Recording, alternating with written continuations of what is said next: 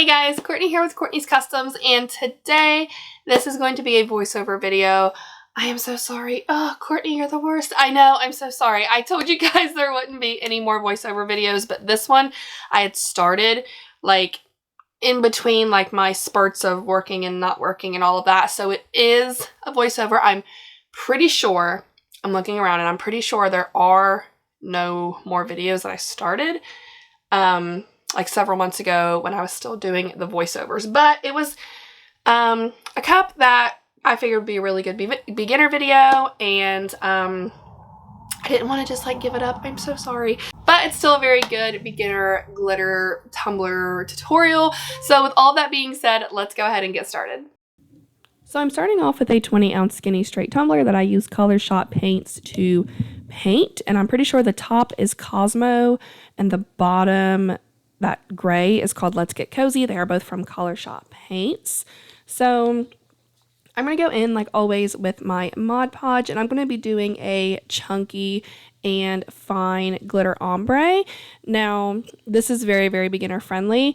It's one of my favorite things to do. Ombres used to scare the absolute crap out of me, but now they're one of my favorite things to do. I love them, especially the chunky glitter ombres. That used to scare me really bad as well. So I'm going to go in with two different types of glitter here after I get a good coating of Mod Podge. The first one is called Stardust. It is actually from Maker Flow Crafts. It's a chunky holographic mix. And I've learned when doing these types of ombres that it is really best to start with a chunky glitter.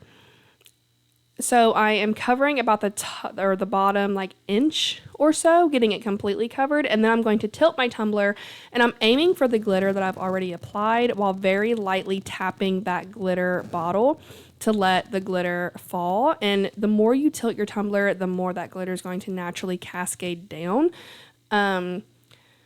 It's really, really simple. It used to scare me so bad, but just the more that you practice, the more that it will come more naturally to you. I get a lot of questions about glitter ombres, and I mean, it's really just about practicing. I've been doing this for like almost 5 years now. I promise one day you'll just pick it up and it'll be completely natural to you. So once I get that bottom done, I am going to put all of that back and start on the top. I used to think, I don't know why, it's just how my brain worked. I really used to think that for some reason, like you just had to start at the top of the tumbler. Like you just had to. I don't know why. That's just kind of how my brain worked. So I learned that when you're doing chunky glitter, it's so much easier to do the chunky first, even if you start at the bottom. And this is why I'm going to cover the top of that tumbler. And I'm not even really being careful about it. I'm just letting it go down all over the entire tumbler. It's going to get in the spaces that chunky glitter missed. It's going to look very natural. The ombre itself is going to look really natural, really pretty. And I love it. It's just really beautiful. So I've put 2 coats of epoxy on that. This is a couple days later. I'm going in with a glitter called Jasmine. Really, really pretty from the glitter grind, and I'm going to use Pop of Color paints in a small paintbrush. This paint is called, Muted Plum. And I'm going to be using the paint as my adhesive. I'm going to be doing some leopard print. I was kind of trying to go a different way with like the shape of my leopard print. After a couple, I realized that it just kind of looked funny. I didn't really like it, so I went back to just my normal way of doing it. But when you do leopard print, it's very, very easy. You're just kind of making like C's or half moons like facing each other, if that makes sense. And I'm only doing like 2 or 3 at a time because I don't want it to dry, because I am using that paint as my adhesive.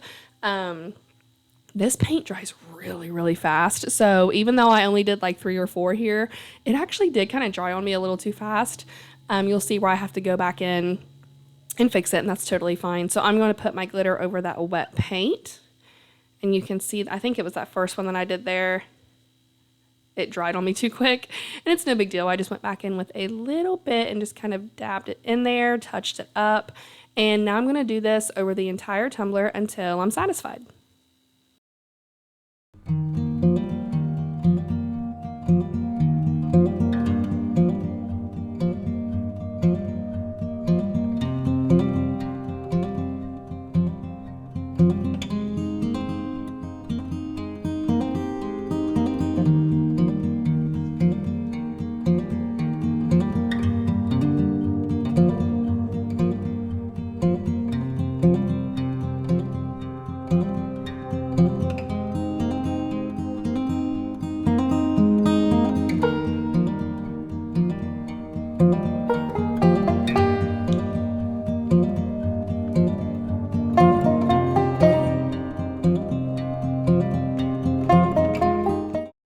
Now I'm just finishing up here at the bottom, and I'm going to let this set to the side for about 5 minutes and dry. Most of it is already dry anyway.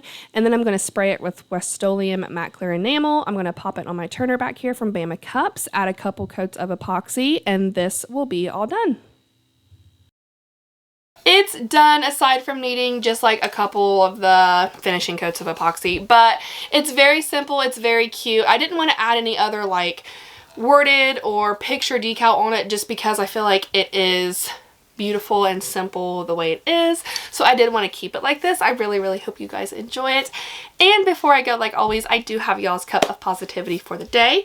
And today's quote is, "Nothing is impossible. The word itself says I'm possible." That is all I have for you guys today. I really hope you enjoyed this beginner's video. I hope you guys have a fantastic day. And like always, if y'all have any questions, please feel free to comment. Don't forget to subscribe. Be kind, love one another, and I'll see you in the next one.